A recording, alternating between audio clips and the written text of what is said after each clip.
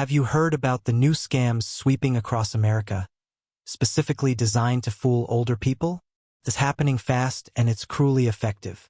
Every day, more seniors lose their savings, dignity, and peace of mind to these new tricks that are far smarter than the scams we used to see decades ago. Scammers no longer come knocking on your door or calling from a noisy call center.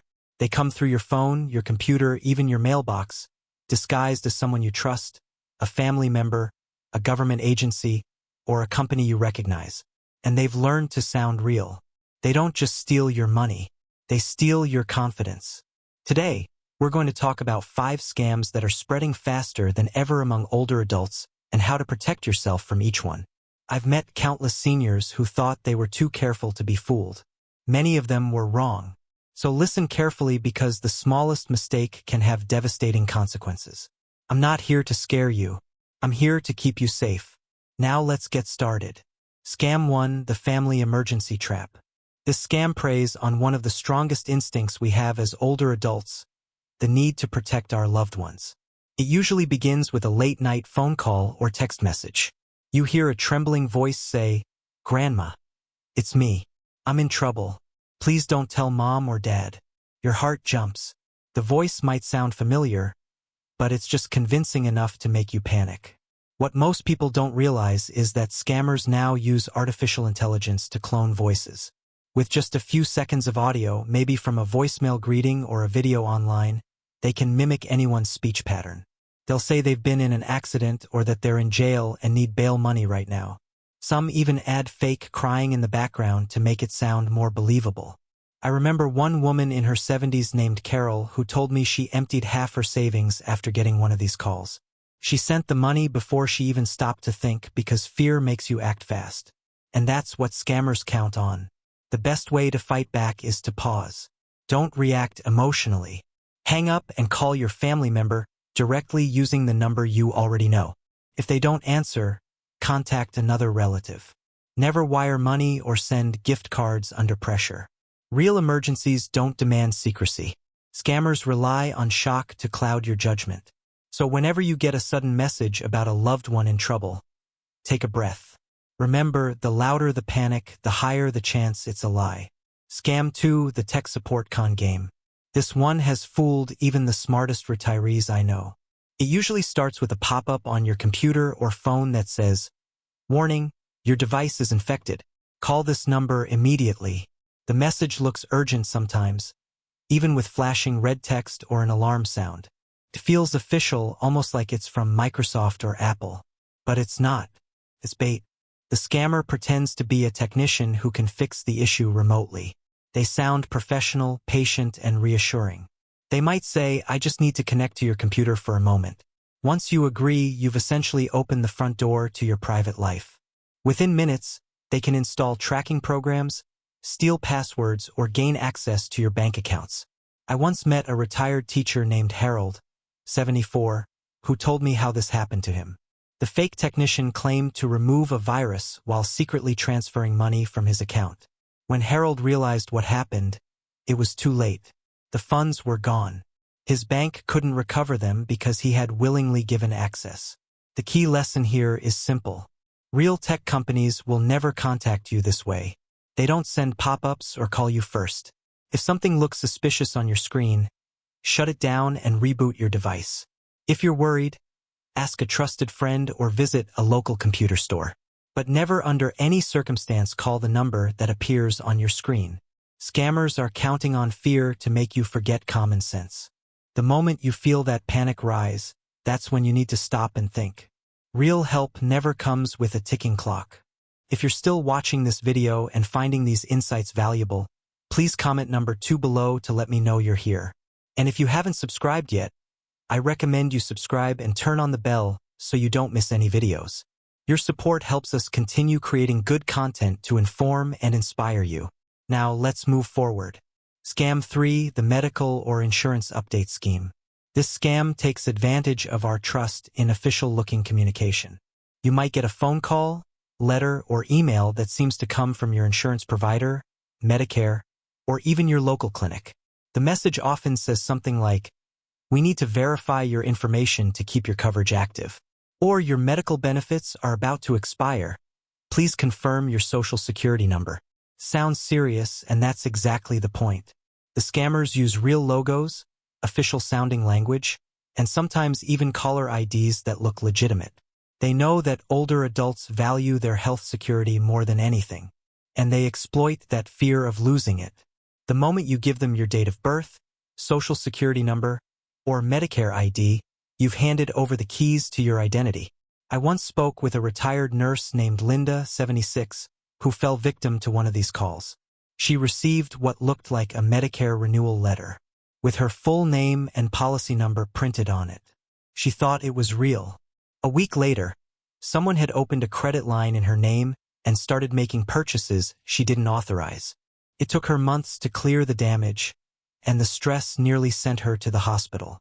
The truth is, legitimate insurance agencies or government offices will never ask for sensitive information by phone, text, or email. If there's a real issue with your account, you'll receive a formal letter, and even then you should confirm it through an official phone number listed on your provider's website. Here's what you should always remember: scammers pressure real professionals. Inform if the person on the line is creating urgency, saying things like immediately, final notice, or account suspended. That's your cue to hang up. Write down the details, call your insurance directly, and verify. It's far better to take 5 minutes to confirm than 5 months to recover your identity. Scam 4, the prize and lottery trick. This scam is as old as time, but it's evolved into something far more deceptive. It starts with excitement, a letter, email, or phone call saying you've won a cash prize, a new car, or even a senior sweepstakes. The message looks official, stamped with gold seals or company logos. The tone is warm, polite, and reassuring. The only catch: they tell you that before you can claim your winnings, you must first verify your identity or pay the processing fees. That's where they get you. Once you pay that small fee or share your personal information, you've already handed them exactly what they wanted. They'll keep stringing you along with new requirements, insurance fees, delivery costs, tax prepayments, until you finally realize there's no prize coming. A man I once met named Frank, age 81, told me how he fell for this scheme. He received a letter that looked like it came from a major publishing company. It congratulated him for being selected as a finalist for a grand prize. Frank said it looked so convincing that even his daughter thought it might be real. He sent the first $75, then another $120, then another $300 for processing. After months of waiting, all he got was silence and an empty wallet. The truth is simple. If you didn't enter a contest, you didn't win one. Real sweepstakes never ask for payment before delivering a prize. And legitimate companies will never contact you through random phone calls or vague letters asking for your banking details. Scammers know older adults grew up in an era where people trusted official mail and polite voices. They use that trust as a weapon. So, whenever someone says you've won, stop and ask yourself one question. What did I actually do to deserve this? If the answer is nothing, then the only thing you've truly won is the chance to hang up and keep your money where it belongs, with you. If you're still watching this video and finding these insights valuable, please comment number 4 below to let me know you're here. And if you haven't subscribed yet, I recommend you subscribe and turn on the bell so you don't miss any videos. Your support helps us continue creating good content to inform and inspire you. Now let's move forward. Scam 5, the charity and donation deception. This one hurts the most because it takes advantage of the kindness that defines so many older people. You receive a heartfelt letter, a call, or even a social media message asking for donations to help victims of disasters, sick children, or veterans in need. The stories sound real, the websites look professional, and the voices on the phone are full of compassion. But behind that emotional appeal is a scammer who knows exactly how to tug at your heartstrings. They'll often use recent tragedies, a hurricane, a wildfire, or a medical crisis in the news to create a sense of urgency. We're collecting emergency funds, they'll say. Every dollar counts. Can we count on your support today? And because you want to do good, you reach for your checkbook or credit card. That's what they're counting on. I remember a widow named Marjorie, 79, who told me she donated $100 to what she thought was a veterans relief group. The caller even thanked her for her late husband's service and promised that every cent would go to the troops. Weeks later, her bank called to alert her that her card was being used to buy electronics overseas. That charity was nothing more than a front for theft. The truth is, real charities never pressure you for immediate donations. They don't call you out of nowhere, and they always have verifiable websites and tax identification numbers you can check. Before giving, always research the organization using sites like Charity Navigator or the Better Business Bureau. And if you're unsure, wait, a real cause will still need help tomorrow. Scammers rely on your empathy. They use your goodness as bait, but being kind doesn't mean being careless. You can still help others, just make sure your help actually reaches them.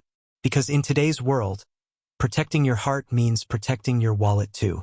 If you're still watching this video and finding these insights valuable, please comment number 6 below to let me know you're here.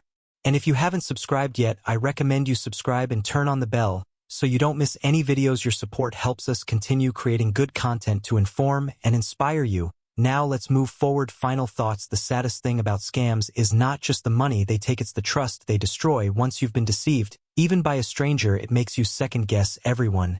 And that's exactly what these criminals want to. Make you live in fear, to make you doubt your instincts. But here's the truth. You don't have to become bitter or afraid. You just have to become wiser. Every generation learns how to protect itself in new ways, and ours is no different. The only real defense is awareness. When you stay informed, you take back control.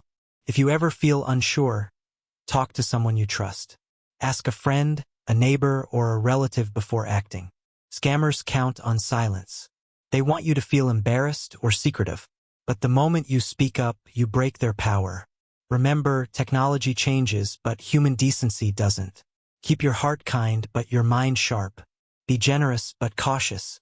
And never forget, protecting yourself isn't selfish. It's how you stay strong enough to keep helping others. Thank you for joining us today. We'd love to hear from you. Leave a comment below and share one thing you learned today and how you plan to use it in your life. Your thoughts are important to us, so don't hesitate to share them. Reading your comments gives us great motivation and encouragement. If you enjoyed this video and found it helpful, please like, subscribe, and share. Your support helps us continue creating good content to inform and inspire you. Thanks for watching, and we look forward to seeing you in the next video.